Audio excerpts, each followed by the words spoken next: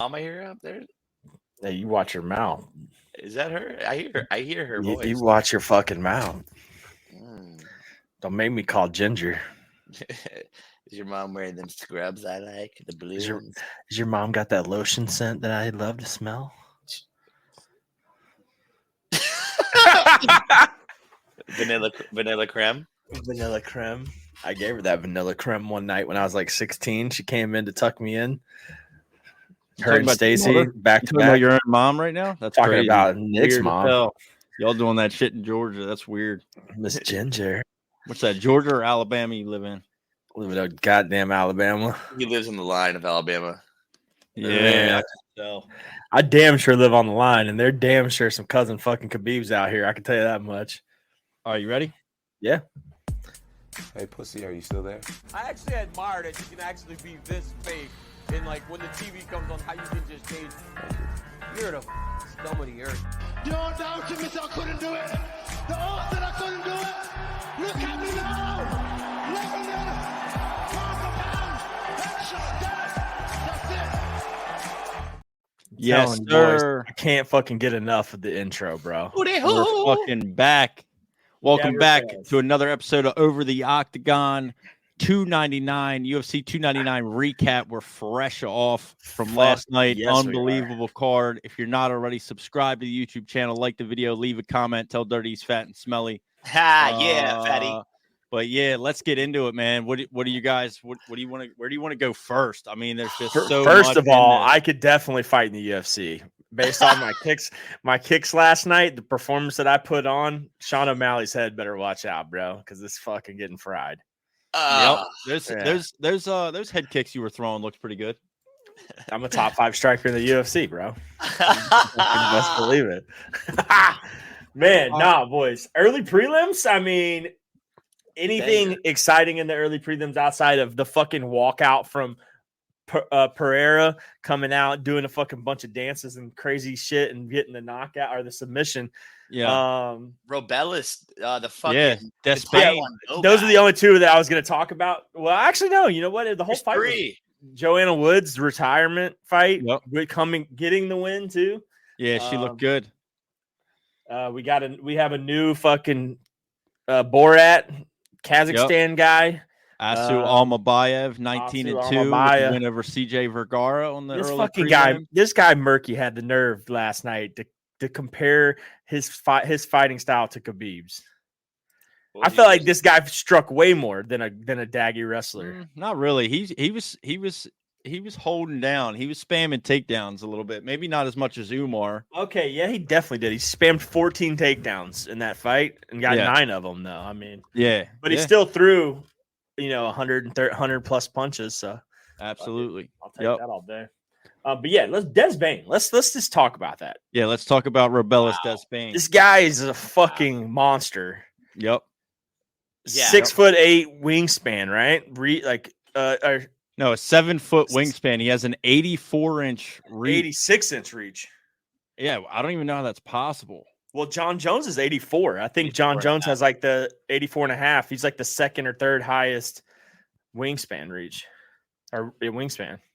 Yeah, reach. I'm sorry. Yeah, 84-inch reach is disgusting. He's 6'7", heavyweight. That's nuts. I mean, he knocked out Josh Parisian last night, falling backwards. I mean, Despain was falling backwards. I would hate to feel what the power in his hands are when he plants his feet and follows through with it. Yeah, he might kill somebody. He's insane, man. And I heard he's like won the majority of his matches within 20 seconds. And last night again. Yeah, I think he has less than 1 minute total fight time. What the fuck? I don't know about with the added 18 seconds from last night, but going into last night, he was 4-0 professionally in MMA. And between all of those 4 victories, he had less than 1 minute of total fight time. Which is absurd. I said it last night. Fucking just feed him to Pavlovich right now. Yeah. Let's see who's about it. If this guy's that big and that fucking huge, like just fucking throw him in there with the wolves and let's see if he can cook. Because if he goes in there and knocks out a guy like Pavlovich, now you're just like, fuck it, get this guy a title shot ASAP. Yeah, cares. I mean, he's 36. He's 36 years old. He's on the maybe Derek Lewis. Derek Lewis would be a fight, dog. Yeah, I mean, he's 36 years old. He's a little bit on the older side. I don't know that, like, I mean, he's a big draw. He's exciting. People knew about him. He was on the early prelims, but people knew his name and knew about him going into that card last night. He got a pretty good pop. He got pretty good pop from the crowd on his walkout, which rarely happens for early prelim fighters. Yeah, I mean, at 36 years old, I mean, it's not like you can give him 5 fights before a ranked fight and all that. I mean, yeah, fuck it. Just give him fucking Sergey, give him Derek Lewis.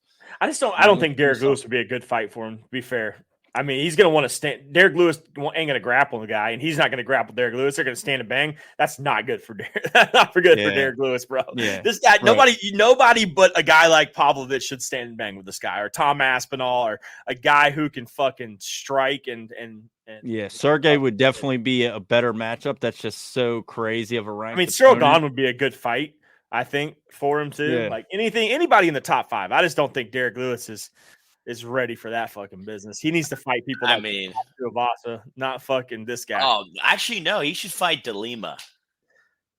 He did. He did fight DeLima. Fight DeLima. No, the guy that just won. Yeah. I like that. Hey, I don't hate that fight at all. That'd be good. Yeah. Especially after DeLima just did what he did in his last fight. Or the loser of next week with Tai Tuivasa and Tai Burra. Yeah, true. This guy's going to get a top 15. He's going to get a top 15 fight. Like, has to. You think super quick? So, yeah, 100%. Age ain't on his side, so. But yeah, the early prelims were awesome. And then, like, when you get into besides Michael Pereira was great, awesome performance. He looks incredible. Scary. Dana White wasn't a fan of his walkouts. You see that? I did see Dana White does not corny, like bro. The dancing walkouts. I get I it. don't mind them. I get it from a business perspective because he doesn't want to be like the other fucking organizations that allow that shit. So he's like trying to be all like professional. So like I get it from that side of things, but like, bro, it's fun.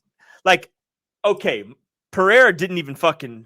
He walked out dancing, doing cool shit. Michael Venom Page took fucking 17 minutes to get into the goddamn octagon. I was gonna bring that up. That's like fucking annoying. I was gonna bring that up. Like, I wonder if Dana has the same energy and kind of distaste for the walkout for Michael Venom Page's walkout as he did for Michael Pereira's walkout. Like, I wonder if he kind of. I'd be more pissed with that Michael Venom Page's because he took fucking forever, dude. Hey, you only get one chance to make a first impression. I guess, but God, he made a fucking good one. But so we go into the prelims. You had Kyler Phillips. He won a decision over Pedro Munoz, but he fucking dominated like a boss, dude. Yeah, he dominated him. Really good. I think that was his best striking performance to date in any of his fights by far. And then Gamrot and RDA, man, RDA for fucking 40 years old still looks incredible. Wow. Bro, he almost dropped fucking Gamrot. That second round, dude. He almost won that fight, bro. Yeah.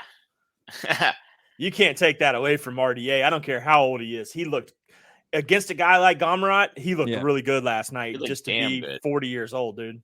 Yeah, Gamrot, I just man, what a fucking really unexciting fighter. Like what? Yeah.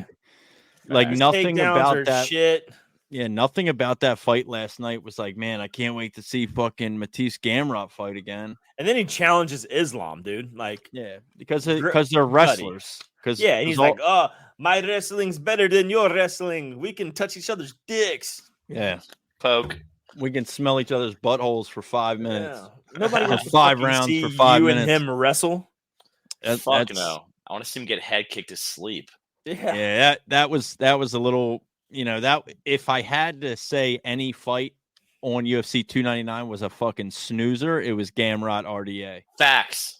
Yeah. Like, it's the only one. I mean, Caitlin Chookagian, Macy Barber was next. Macy Barber won the decision. I think she did win. But not like, I know we talked about this, Dirty. You and I talked about this earlier today. Like, I mean, not a, Caitlin's a really high ranked woman in the flyweight division, but like I was kind of hoping for a more dominant victory for Macy Barber. Oh, absolutely. I just can't stop thinking about what fucking Nick said last night when she was fighting. What? Oh God! Yeah. Let's not repeat that. Yeah, no, that shit was funny though. But hey, I got a question about this fight, just out of curiosity. What you guys think? Yeah. Do you guys feel like it for like the commentators and shit? Like, do you feel like they had to try so hard not to call her Caitlin Shakujian last night, or by her like Sharkuzian? Do you think like they were fucking like they tried so hard not to call her that? Because that was her name forever, dude. Like this is new. Sermonaro is new. Right. Okay. So I don't know. It seemed it's probably Sermonaro like, on all I would of their fuck it up, dude. paperwork. There's no way I'm gonna remember a new name. I think they had Sermonaro on probably all of their paperwork and stuff like, in front don't of them. Fuck this up. Yeah.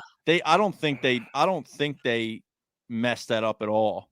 I feel like Joe Rogan would though for some reason. Actually, he would be the guy intentionally fuck it up, and he'd be like, "What?" Remember what he said last night during the fight though? He was like, Macy Barber never has an ugly fight, like, and he was like, she doesn't even look ugly in the, or what did he say? Murky? Yeah, something like that.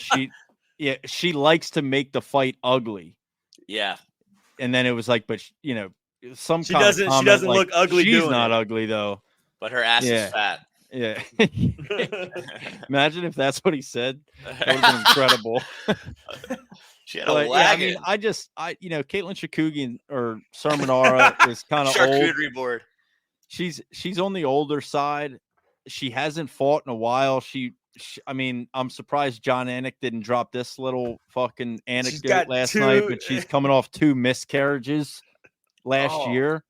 That would be a John Anik fuck up. It definitely would, yeah. And I was kind of surprised he didn't drop that, but like 2. So like, I don't know. I expected Macy Barber to come out a little bit more dominantly, but she did get the win against a really high-ranked woman in that division. But we're gonna have to see. And matchups make fights, right? And Sermonaro is a tough matchup for anybody that's kind of built like Macy Barber is. Macy Barber's, stocky, short. She needs to get in the inside. Caitlin Sermonaro is just, was trying to put on like a kickboxing clinic. She's tried to Holly Holmes her. Yeah. And then Dirty, we had your good call last night. We had Curtis call Blades of the night right there. Curtis knocked out Jailtown Almeida. Almeida should be cut from the roster. I tweeted that last Send night. his ass to the PFL. Yeah, he's a bum. He's a fucking bum. Fucking bum. Guy went 4 minutes and 38 seconds of control time in the first round and threw 5 punches. Dude. Oh, he's bad for the UFC, homie. He's so bad for the UFC. I'm actually. I know I was expecting him to win last night. I'm glad he got knocked out. Hindsight, after watching he's coming off that decision win over Derek Lewis where he didn't do anything but lay on top of him. And then you go to do the exact same thing against Curtis Blades and you get knocked the fuck out with hammer fists because you leave your head exposed on the inside. Curtis Blades stuffs the takedown and just smashes hammer fists into the side of your head until you give up. Yeah, I mean, an absolute snoozer. And he got off probably 12 hammer fists. Yeah, it was a ton. All really clean shots to the side of the head. It's crazy though. I called that shit right. If it was a live bet, like if you could have live bet that last night, it would have probably been plus 700, plus 800 odds. Yeah, that would have been a good bet. But Curtis Blades did what he had to do. 36 seconds into the second round, Jailton Almeida went for another fucking takedown. Shocking. Got stuffed, ate a bunch of hammer fists. Yeah, I mean, just fucking cut him. I mean, like, what's the point? What's the point in keeping him on the roster on heavyweight and having him fight, like, or make him drop to fucking 205? Damn it. Yeah, I mean, right. Make him cut weight and go to 205 maybe. But is there any person on the planet that's like, yeah, man, I can't wait for Jailton Almeida to fight this weekend? Is anybody ever going to say that? I don't even know like a good matchup in the weight class. I'm looking at it right now. Like, would you have like Sergey Spivak? Can he grapple like that? I mean, I just feel like he would do that against anybody, and it would just suck dick to watch. Yeah, it's gonna be the worst thing that anybody's ever watched. No one wants to see that shit. Good on Curtis Blades. Oh fuck yeah, dude! That was electric. That is what started the night, in my opinion, to kind of set the tone for the main event. But I do want to talk about something in the prelims too, because I think we all kind of learned something last night about MMA scoring. That the way they score takedowns, you can fucking holding on to them and just pick them up, drop them. Well, that's always been that way. I know, but like different in wrestling. Yeah, it's different because me and Nick were both saying the same thing. It's like when they came on the board and was like he had like 10 takedowns. We're like, how the fuck does this guy have 10 takedowns? He hasn't let go of him. He's got one. Right. He has one takedown. Yeah. Yeah. So explain that. So explain that for people that may not know wrestling rules, just for the sake of the podcast. Explain what the rule in wrestling is to score a takedown. Well, it's a little different too in wrestling, because in wrestling, in like Greco-Roman traditional wrestling, you can't lock hands. Right. In freestyle, you can, because you can do rolls and things like that. But in regular Greco-Roman, you when you tie him up, you have to have an arm to get a takedown or a slam or whatever. So, he was holding him, but he got the takedown one. And when he stood back up again, he was doing like trips to get him back down again, or like pulling him down. But he was still holding him. He never let go. So it's still one fluent takedown consecutive across that whole thing until he breaks free and you enter back in and get another takedown again. Just standing up neutral. Yeah. It's like once you break apart, you're both neutral. Then you go back in. But because there was no escape. Like in wrestling, never an escape. It was always in wrestling. If you got up, and your partner or your opponent still has control of you until the opponent's hands break and you separate, you don't get an escape point. So he had never really truly escaped the grip. So in our world, it would have still been no takedown counted. So he had one takedown last night, is what you're saying. It damn sure I thought that until they fucking showed him having 12 in a matter of 2 minutes. He had 12 takedowns, records. And I was like, what the fuck? Breaking fucking records, yeah. But no, I just wanted to bring that up because I thought that was kind of a good point. I thought that was kind of something interesting for if you're a wrestler into MMA. Yeah. So now, so that was your headliner of the prelims, which leads us into the main card. Which UFC 299 main card. Absolutely amazing. Even so, your first fight, you had Peter Yan against Song Yadong. Peter Yan wins a decision. He looked like old Peter Yan. He did. And he started cooking too in the late rounds. Like that first round, he started kind of like you could think, oh, Song Yadong may pull this one out. But that middle of the second round into the third round, dude, Peter Yan just put the gas pedal on, bro. And just once he connected. How did Bruce Buffer say his name? Pewter? What did he say? Peter. No, Petter. Petter Yan. I was like, we both were like, what the fuck? Petter. Yeah, that was a great fight, man. But he's back, bro. He's back in the mix all over again.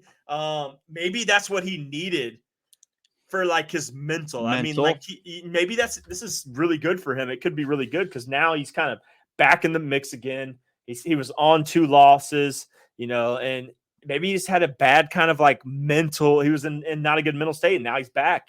That's a big win. It's a huge win. Really big win for him too, especially we saw the up and comers fall last night, essentially in a couple fights, and this one, this one kind of not the next one, obviously, but yeah. For him, Peter Yan. Now he's right back in there again. You can easily match him up against really any of these guys. And you're expected to see a good fight, I'd say. How old is Peter Yan now? What's Peter Yan? Probably his mid or early 30s. He's not that old. Okay. So he's still got, you think he has another title run left in him? Yeah, he's 31. He's only 31? Yeah. I didn't think he was that old. Yeah, oh my God. Yeah, man. He's right there. Yep. That's Hagen.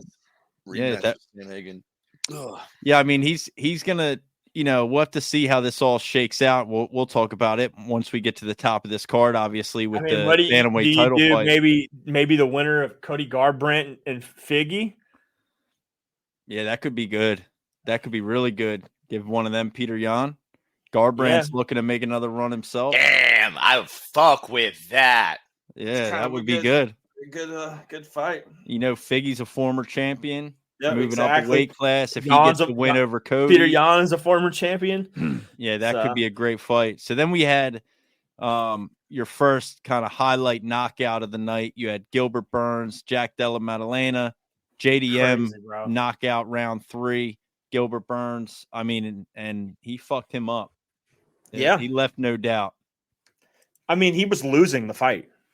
Yeah, it was in that third round. Yeah, it was close, but he just found a way, man. He found a fucking way. Scorecards said he was losing. I saw the scorecards this morning, and the 2 judges had Gilbert Burns 10-9 in rounds 1 and 2, and 1 judge had Medellin round 2 10-9. So he was up on the scorecards. Okay. Going into the third, so he just needed to either not get 10-8 or fucking barely edge it out. And he ate a knee. He ate a knee, which is really what started the finish for JDM. And when he ate that knee, that was such a well-timed knee too. That was fucking a wrap. It was beautiful, Burns, bro. Last night was full of knees, man. It sure the fuck was. Yeah, bro. That knee we'll talk about later was sounded like a fucking insane crack of a bat. So then let's talk about JDM's call out in the post-fight interview. Quick. So in his Octagon interview with Joe Rogan after the fight, he called out Shavkat Rakhmonov. Yeah, that's gangster, bro. Has anybody in the welterweight division ever called out Shavkat Rakhmonov? I can't imagine. Awesome. I have so much respect for Jack Della Maddalena after that call out alone. Like, that's such a savage. Like, Jesus Christ, you bro. said it so well last night too. You were like, Ian Gary wants to call out fucking a bum essentially now. Yeah, right. Yeah, Maddalena calls out fucking the number 1 contender, and he's like, so there's Shavkat Rakhmonov. So there's differences, right? And I think I would love to see JDM Ian Gary fight, but I think give his ass Bilal. Let him knock Bilal's ass out. I think there's differences, right? And you have like Ian Gary, who's like undefeated, but he's trying to protect his record. He wants, good fights, but more easy fights. Jack Della Maddalena is just a fucking gangster and calls out the most dangerous man in the division that everybody's scared of. I think that alone speaks volumes to who Jack Della is and who Ian Gary is. Like, Ian Gary calls out fucking Colby Covington, who's coming off an embarrassing loss to Leon Edwards, where he barely showed up for the fight. Ian's like, yeah, let me call him out, and JDM says, yeah, let me fight the fucking undefeated guy with 100% finish rate. I want to fight him. It's like, there's just differences. There's just big differences in their personalities, obviously. And I mean, they're both young and still rising stars. Like, there is definitely a world where, they clash and cross paths in the octagon at some point, which is going to be exciting. Oh yeah. And then, so now you get into your welterweight fight, Kevin Holland versus the UFC debut of Michael Venom Page. I mean, I said everything I needed to say last night about Michael Page. You said I was going to suck his dick the whole time. I'm not going to do that just because you said it. Well, all right, I'll blow him. It's all good. Yeah. You did it in the TikTok this morning. You got it out this morning when you made that TikTok, and you spent 25 seconds talking about him and 10 seconds. I didn't. No, I didn't. That's not true. You know what's a crazy stat, dude? Kevin Holland had more strikes than Michael Page. You never would have guessed that, but he did. Not more significant, but more strikes total. Yeah. And I'm like, what? Yeah. It didn't seem like. And that's weird. Bro, that spinning elbow. That was disgusting. Nasty. I'm ready for him, man. I'm ready to see what. I mean, you owe it to him. He's a big name, dude. He's 36 years old. You got to give this guy some fights. Like, he's gonna have he's gonna have a tough time though in the top 5. Like everybody's calling for him to fight Wonder Boy, which I think is an exciting matchup. But I mean, Wonder Boy, I think, is pretty much retired. He's 40 years old. I mean, he's just living his life teaching kids karate and shit. Like, I don't even know and they're friends actually, because I have seen on YouTube other channels, they're friends. They have been, done some YouTube content and stuff like that together. So I don't even know if that's a fight that would happen in the UFC. I mean, give him Colby. Yeah, MVP versus Colby. Yeah. Yeah, MVP knocks Colby the fuck out. The fuck out. I don't know how he or didn't. Ian Gary. Yeah, I don't know how he didn't knock out Kevin Holland with that spinning back elbow. I don't know either, bro. That was just nuts. But yeah, I mean, MVP is a super exciting fighter to watch. I mean, it's just there's no doubt about it. He had a sick ass walkout, right? Came out to the Undertaker with a fucking hood on. Yeah, dude, that was kind of Izzy vibe. And he looked fucking incredible. He didn't get the finish, but Kevin Holland's tough as nails, tough as they come. Yeah. And but I mean, he put on a pretty decisive clinic for 3 rounds. I mean, he was piecing them up. He was in the flow state, baby. He was flowing. Them strikes were coming. You were flowing too. It was awesome to watch. I'm just happy to see. Like I said to you guys and the people watching the fights with us last night that were kind of unfamiliar. Like he should have been in the UFC. This is a long overdue debut. And, I think you just wonder, like, how does those skills translate to the UFC? Like, is he going to be able to actually compete? UFC debut, he beats a top 15 ranked fighter, Kevin Holland. I mean, he definitely belongs here, no doubt. I don't know if he actually, ever at 36 years old gets to a point where he challenges for a title or anything like that. But I mean, it's going to be fun to watch while he's here. I wish he was here 5 years ago, but it's going to be fun to watch while he's here. Yeah, man. You never know what can happen. We could see a run. Yeah. I don't know. That division is fucking. It's dangerous. It's scary as fuck. Yeah. That is a scary ass division to even want to try to break into right now. You got fucking Ian Gary and Jack Della who are cracking into the top 10. And you got fucking in the top 5 is what you got Leon, you got Shavkat, you got Bilal, you got fucking Gilbert Burns is in there. Well, yeah, but we'll see a little shift there. Hamzat, or is Hamzat at 185 fully now? Yeah, he's up a weight class now. Yeah. But yeah, I mean, that weight class is scary, bro. Yeah, it is. So I don't know. I mean, it was exciting to watch. He's an exciting fighter. He's a fucking human highlight reel. That's a guy truthfully that you're never gonna have to worry about his fight being boring. Like, there's no way that there's ever going to be like a boring fight unless he fights some dominant grappler with a style like Milton Almeida that's able to just wrestle and hold him down. Yeah. His stance, I mean, it's really crazy. And it's like, so Kevin Holland was a great first fight to kind of see his style. Yeah. But I think that, that style will only work for so long too, until you start fighting someone who's like super fucking technical and like a Leon Edwards who's just so fucking technical with his strikes. Like that funky, crazy, wild shit is only going to work for so long. So yeah, I think I don't know about that. And if he couldn't knock out Kevin Holland, I mean, Kevin Holland's pretty tough, but I think that's the way he fights is hard for anybody. Like there's no consistency to anything he does.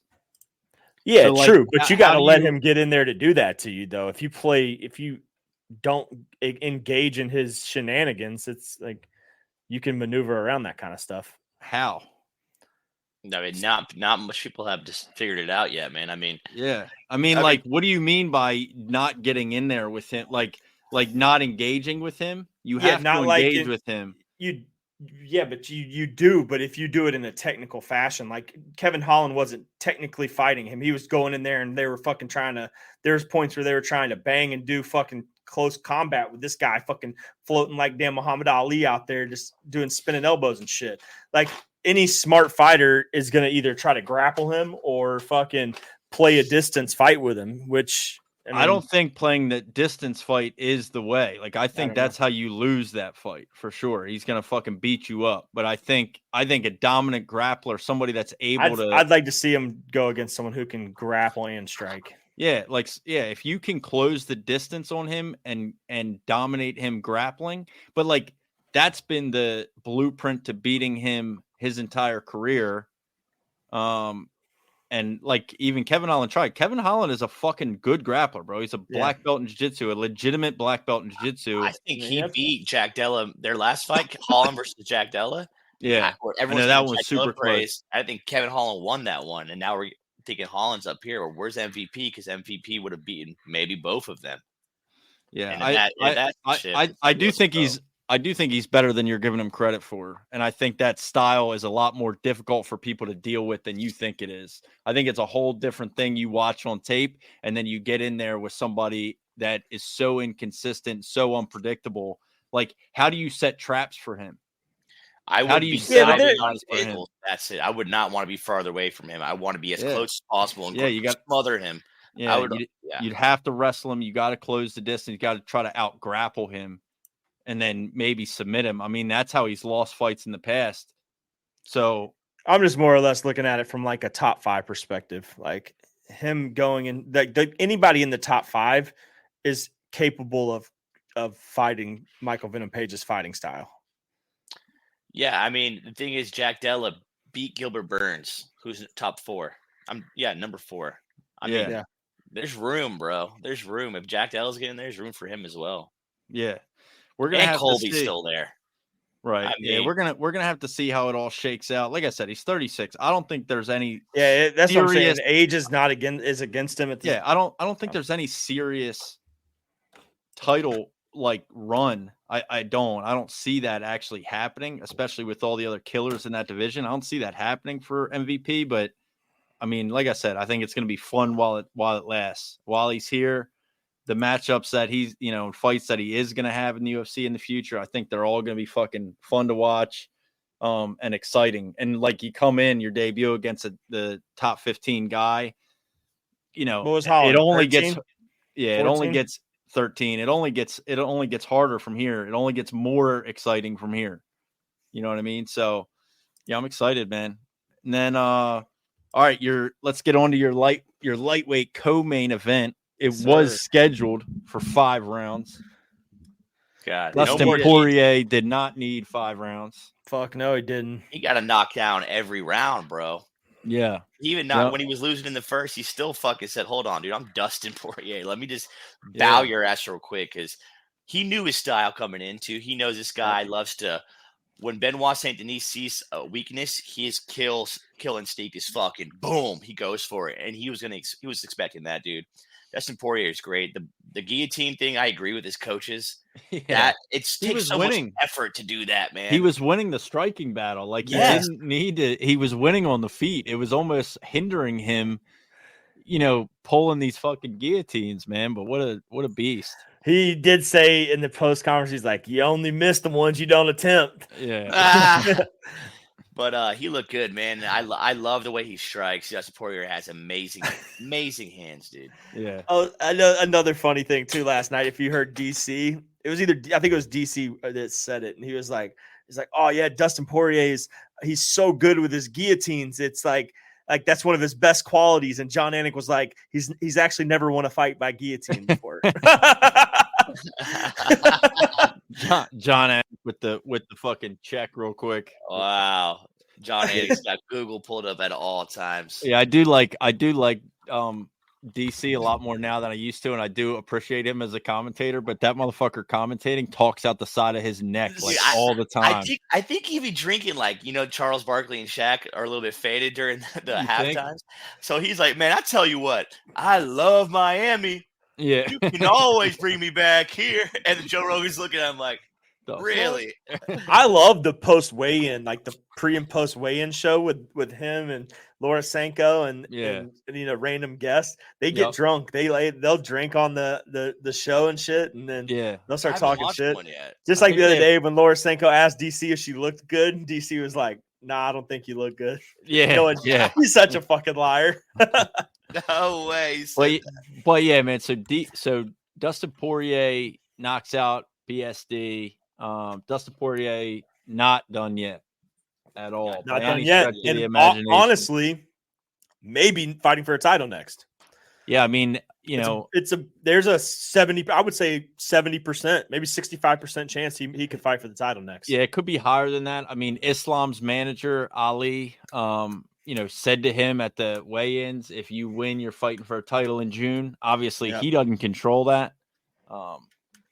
That dude, is super involved with a lot of these fighters, but he doesn't ultimately control that or make that say. But the fact that that's even a thing, because really Gaethje should get the title shot. Absolutely, now a better fight, anyways, man. But Gaethje's fighting. Fighting fucking Max because they agreed to this, and that's in April. And if he's trying to fight, we talked about this last night, right? Like he's fighting Max in April at UFC 300. If Islam's trying to fight in June, that's only a 2-month turnaround. And just what I imagine that Gaethje Max Holloway fight is going to be, I don't know if. Ain't no way it's going to be exactly what we just saw with BSD and Poirier. It's just going to be a fucking scrap. Yeah, right. And I don't see Gaethje making a 2-month turnaround after a fight like that. That's not the turnaround you want, unless he knocks out Max in the first round. Yeah, right.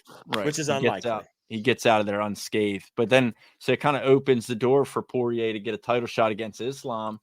And they were talking about Poirier like he was going to lose this fight and then fucking retire. Yeah. And I think, he just reminded everybody who the fuck he is and why he's been at the top of this division for as long as he has. I mean, he's a fucking stud, man. He's a stud. Hard not to like that man. It's impossible. Yeah. It's absolutely impossible. Just a beast. Hey, how about them UFC 100 boys, son? Yeah. How about them UFC 100 boys, son? Yep. So Poirier got the win. BSD did I don't know if you guys saw that, but BSD did post on Instagram. Oh yeah, about his staph infection shit. Staph infection. So I mean, not making an excuse were his words. Like he lost, obviously, it is what it is, but I think that's a fair it's a fair point to make. I think it does suck for him because it makes him look like a fucking fraud. Like you look like an absolute killer. You were the favorite going into this. And then you came out super flat. But for anybody that doesn't know, Benoit Saint Denis had a staph infection, was on antibiotics for 7 days leading up to this fight. Which he made it seem like it just absolutely drained his cardio. Like he basically had one round. I've had it twice, man. It that shit drains you. You're not allowed to do anything. I'm surprised he was cleared to fight, to be honest. That blows my mind. Yeah. But it's been a week, I guess, since it was treated. But that treatment just fucking, dude, all your cardio is kind of fucked after that, man. It's medicine. It's not good. So he wasn't sparring. Seemed like his training was minimal, if any at all. So I mean that's a big storyline in this, but it's not going to get talked about. I mean, he just got fraud checked. Like you tried to make this crazy jump to a guy that he called out. BSD made the call out on Dustin Poirier. He called him out. He got the fight. It's the matchup he wanted, a top 5 fight, and you just got knocked out in the second round fairly convincingly. Is Dustin Poirier the greatest fighter to never win a UFC title? He's in that conversation. Yeah, I mean, aside from his interim title, if you don't count, you're not going to count his interim title, then undisputed. Yeah, I mean, he's in that. He's for sure in that conversation and probably at the top of that list. Yeah, I saw they had Dan Henderson at the top of that list, and I was like, I mean, shit, he kind of reminds me of Dustin Poirier, except for not as good of a wrestler, but knockout power, it's there. Mm-hmm. Yeah, absolutely, man. But that was really good to see Poirier get the win last night, stay at the top. Where it seems like he's going to end up getting a title shot in June, possibly. I'm fucking here for that. Hopefully, it's not in Abu Dhabi or something gay. Hopefully, it's in fucking International Fight Week in Vegas. Atlanta, more neutral territory. Atlanta, I like it, bro. They ain't coming back to Atlanta, bro. I'm already fucking convinced. Every time you say that, it happens. All right, good. Maybe they'll come to Atlanta. All right, let's talk about your main event. Hey, main event UFC for the fucking show, just so you know. I love that. Represent the shorts. Main event UFC 299. We had Suga Sean O'Malley against Marlon Chito Vera 2. Obviously, if you don't know by now, Sean O'Malley wins a convincing decision. He beat the brakes off that boy for 5 rounds. Let me read you, before we get into the discussion, let me read you the striking numbers. All right. Total strikes, Sean O'Malley 232, Chito Vera 89. Jesus. significant out of those total strikes, significant strikes, Sean O'Malley was 230. Of those 232, 230 of them were significant. He landed at a 64% accuracy with his significant strikes. That's wild. To Chito Vera's 36. So Chito Vera landed 89 shots through 241. No takedowns, no submissions. They stand and fought for 5 rounds. Chito just got fucking pieced up. Bro. Ate one of the hardest knees that I've ever heard. He's got to be tested, bro. That guy has a fucking steel head. Yeah. There's no way, bro. He's never been knocked down in his UFC career. That makes no sense. It's nuts. It's nuts. So this is why, I mean, like, I didn't expect him to be able to take a knee like that. I mean, the sound from that knee. Oh, dude, we all were like, holy shit. Did you hear that? That was, like, it was apparently loud. That was a clap. I've never heard anything like that before in my life. But, you know, I mean, he's 23-9-1 now. He has, you know, so that's 33, right? 33 professional MMA fights and has never been knocked down. I know it's like beating a dead horse, bro. I keep saying it, but it's like, that's such a crazy statistic. He's never been finished. We know people that have never been finished, never been knocked out, whatever. To never even be knocked down. That's nuts to me. It doesn't even sound real when I first heard it last night. I was like, what? So, I mean, which is really what stemmed my prediction of this fight, which was O'Malley by decision. And then after watching that, like, is there anybody on the planet that can knock out Chito Vera? I don't think so. After that shit, after that knee to the fucking skull, the chin, I was impressed. Yeah, that was absolutely insane, man. But O'Malley did his thing. I mean, he came out and absolutely safe to say, and I'll admit it, it's safe to say he's probably one of the best top 2 strikers in the UFC.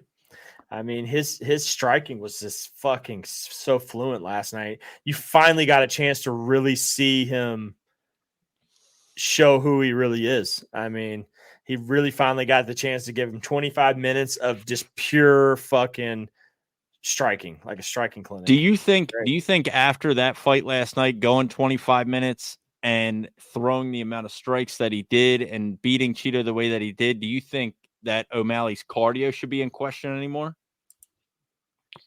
I only say no. I mean, he went 25 minutes. He's the champ. He's 25. He did his thing. I don't think his cardio's bad. Now, how will it play out if when he fights Merab? Yeah. Like, then that's anybody's going to struggle with that. You know what I'm saying? Yeah. I just know that's always like a talking point, kind of a question, maybe not necessarily against Sean O'Malley, but it's something that people always bring up. Like he doesn't have good cardio. I mean, I'm convinced there's nobody in that bantamweight division that's going to outstrike him. Yeah, no. I used to say Corey Sandhagen was going to be a great fight for him. Now that I watched Sean, what he did last night, he's going to fucking piece anybody up in that whole division. Yeah, matter. There's nobody that's going to outstrike him. Yeah, grappling's going to have to be the way that's going to be where he's going to lose. Yep. But again, it's like you'd have to think that he knows that, right? And especially this fight with Merab. Like, Merab's going to be right. So how prepared is he going to be for that? I mean, he was with Aljo, same thing. I mean, the first round against Aljo, they scored it for Aljo, but it was a close first round, not a whole lot of action, but Aljo tried taking him down there. He defended takedowns against Aljo really well in the first round of that fight.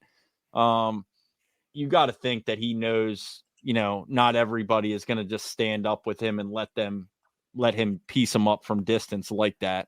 I'm convinced Aljo lost that fight because he did that gay green hair shit and tried to be all fucking weird. Cody Garbrandt's going to knock out Sean O'Malley on his comeback. Oh shit. That would be game breaking. That would be awesome. Prime versus prime. I mean, you got to do Merab next, right? I mean, yeah, I think that's the fight. Obviously, Sean O'Malley called out, made a call out to Ilya. But he also said, though, right, like, that's what I want. That's what I think fans want to see, which I would. I also think Poirier needs to defend his belt before taking a fight like that. Absolutely. And I I think to skip over Merab would be just fucking egregious. Now, I will say this: if O'Malley beats Merab, yeah, then I think he's good enough to go and fight up a weight class because I'd there's really rather- nobody else in the division that's ready and prepared for O'Malley. You know, I'd rather see O'Malley versus fucking Holloway. I mean, that just sounds like a fucking striking match. Of course, it's not going to happen unless it's some DFC shit. But yeah, I agree. I like O'Malley Merab next. I think that's the obvious. And then, you know, as far as Poirier, he needs to defend his belt, right? Like he needs to defend the featherweight belt at some point. Sounds like Spain, but just curious, how do you see that fight going? Because after watching what Sean O'Malley did last night, it's going to be hard to fucking get inside of him and outstrike him. Yeah. That dude, he's too fucking good from a distance. Ilya would fuck him up. You think so? Yeah, he would get inside. And dude, I think it's gonna be. I think it's a tougher fight than you think it is, bro. I don't think it's an easy fight. And I think Sean's distance management is one of the best in the UFC. I mean, not even just in the bantamweight division. I think the way that he manages distance is like some of the best in professional fighting, and because it's not as easy, right? Like, I mean, yeah, he's 18-1, and you can say, oh, the game plan to beat him is to grapple and get in close. Well, okay, everybody's known that now. Why hasn't it fucking happened? Yeah, you saw Cheeto eat a fucking knee to the I mean, right, like last night. Yeah, so I think, but I do also think that the way Poirier is patient and the way that he closes the distance is some of the best in the UFC also. Because it doesn't happen all at once. It's not a rush in and just start throwing crazy punches and getting in wild exchanges. It's methodical, right? Like he closes distance little bits at a time until you don't even necessarily realize how close he is and you're within his range. And then obviously Poirier's power is just fucking disgusting. You know, he catches anybody with that right hook. I think it's game over, but I think O'Malley's the same way. Like I think O'Malley catches him with a head kick or catches him with his right hand. It's the same thing. That's what, like, I don't hate that fight. I think that fight would be fucking exciting as shit. Yeah.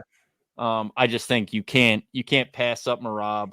You can't, you know, have Poirier fight Sean O'Malley before he defends his belt. I mean, if I'm Dana and I want to if I want to milk Sean O'Malley for everything, if I'm Dana, I set the Poirier fight up like ASAP because you don't want him to lose to Merab and then, you know, right? Then he just looks like a fucking one defense, like he's only defended the title once. He's fucking, you know, he ain't gonna be the superstar they want him to be. Yeah, so I don't know. I mean, but it sounds like Dana wants him to.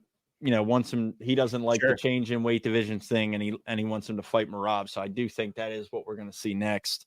Which I mean, I'm fucking here for it. I love it. Yes, sir. But that's the main event, man. UFC 299. Just it lived up to all the hype, in my opinion. Agreed. Any final thoughts before we kind of close it out? It's crazy to think we had that. And now we have 300 coming up in fucking 3 fight nights, baby. Yeah, so we have 3 fight nights. You know, you know, all kind of whatever. No, nothing that really blows. You got 2 women main events. Headliners. Yep. Not anything that really blows the doors off, but you know, obviously next weekend you have Tuivasa and Tybura. That'll probably, you know, hopefully they bang a little bit. Hopefully somebody gets knocked out. We don't have a kind of disappointing heavyweight main event. Brian Battle is on the co-main of that fight. He's super exciting, so I think that's somebody to look out for. And Ribas Namajunas, you know, I don't. This card looks really weak to me. Then you get Blanchfield Fjord. That's okay. I mean, they're the 2 and 3 ranked women in 4 fight nights in between. Yeah, you have Vittori and Brendan Allen as well. Yep. See, you got to have these, though. Like, all of these fucking cards are where you get your everybody out of the top 5 can fight each other and fucking. Yeah, I mean, these work set up, their way these in are there, title eliminators. Like all of Yeah. these are title eliminators. Like, Vettori Brendan Allen has big implications at middleweight, right? Like if Brendan Allen comes in and dominates Marvin Vettori, I mean, he's right up in that conversation to start fighting for, number one contender fight or a title fight. Same with Aaron Blanchfield, Manon Fiort. I mean, winner of this probably fights for a title next. Yep. It definitely does. So, I mean, yeah, you have to have these fight nights. You have to get more of these fights. And as long as the pay-per-views look and have the quality that UFC 299 does, then I wouldn't worry about, quantity over quality. We're obviously getting the quantity. We have UFC events almost every Saturday, and the quality, if we learned anything from last night, doesn't dip at all. So absolutely incredible. But yeah, man, I'm excited. Let's wrap this and we'll one thing before we close, late addition to UFC 300 announced last night. Jalen Turner versus Ricardo Moicano. Moicano. Yep. Yeah, that's an awesome fight. I love that Jalen Turner's on 300, man. I did too. Two of my favorite fighters on UFC 300, Bo Nickel and Jalen Turner, baby. Moicano is fucking entertaining as hell. So that'll be a good I feel like this is the second time that's happened because I was just looking at a stat. It's been over a year now since John Jones's fought. It's an FYI. So, but on that card that John Jones did win, I'm pretty sure Bo Nickel and Jalen Turner were both on that card as well. Awesome. If I'm not mistaken. So, and they did actually. I don't know if this is legit. I've seen it today, and I know it was on the graphic last night, but people are saying that they gave Bo Nickel the bump onto the main card. To the main card. Yep. I saw that. They fucked those graphics up so much, though. So dude, they fucked everything up last night, bro. I had it in my notes. They were showing UFC 298 the whole fucking night. Bullshit. So dumb. Yeah, all the fuck was that? Yeah, all the Volk fans were not liking that one. Nah, hell no, I didn't like that shit. I think that was it though. I had in my notes that MVP looked like a car lot blow up animal. Those fucking blow up animals that fucking just fucking move with the wind. Wow, wacky waving inflatable arm inflating tool man or whatever. Yeah. Wow, he does. Yeah, that's fucking awesome. Awesome card, awesome fight night. Saturday, man, it doesn't get any better than what we had last night, man. And in less than a month, we get to do it again. UFC 300. Less? Is it only less than a month? We got 4 fight nights ahead of us. I guess exactly a month, right? Yeah, April 13th. Oh, dude. So I'm going to CFFC 131 April 12th, that Friday night in Atlantic City. Coming back Saturday. I'm coming back Saturday morning. UFC 300. And then UFC 300's that night. Let's fucking go. What a weekend. Didn't even plan that. But what that's going to be sick, Merc. But yeah, we'll get after it. I'll catch y'all boys on the next one. Yes, sir. Good fucking chat. We got preview coming up, I guess, later on in the week. Yep. And we just recorded another fighter interview, and that'll be dropping at some point here. And we got another fighter interview Tuesday. Stay tuned. Another fighter interview Tuesday. Another fighter interview at the end of this month. Our first UFC fighter that we're interviewing at the end of this month. So that's going to be huge. Be on the lookout for that. If you're not already subscribed to the channel, like the video, leave a comment. Tell Dirty's fat and smelly. And keep it hot, baby. Got big old juicy tits. All right, peace, boys. Peace, boys.